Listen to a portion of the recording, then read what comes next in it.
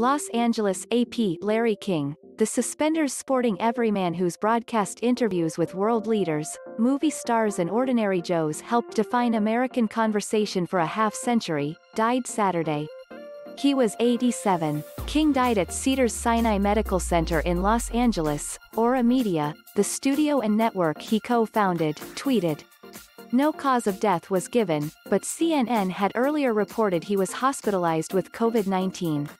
A longtime nationally syndicated radio host, from 1985 through 2010 he was a nightly fixture on CNN, where he won many honors, including 2 Peabody Awards. With his celebrity interviews, political debates and topical discussions, King wasn't just an enduring on-air personality. He also set himself apart with the curiosity be brought to every interview, whether questioning the assault victim known as the Central Park Jogger, or billionaire industrialist Ross Perot, who in 1992 rocked the presidential contest by announcing his candidacy on King's show. In its early years, Larry King Live was based in Washington, D.C., which gave the show an air of gravitas. Likewise King. He was the plainspoken go-between through whom Beltway bigwigs could reach their public, and they did, earning the show prestige as a place where things happened, where news was made.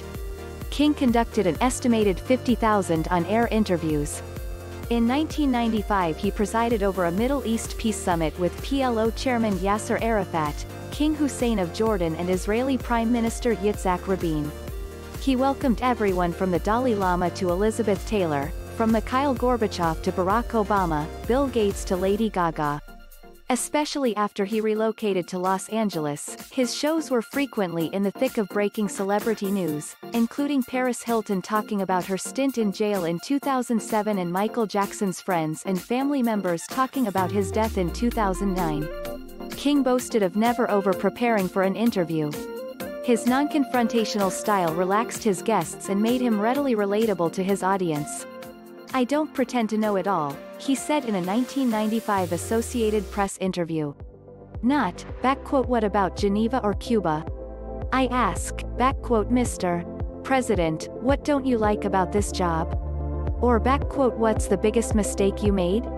That's fascinating. At a time when CNN, as the lone player in cable news, was deemed politically neutral, and King was the essence of its middle-of-the-road stance, political figures and people at the center of controversies would seek out his show. And he was known for getting guests who were notoriously elusive.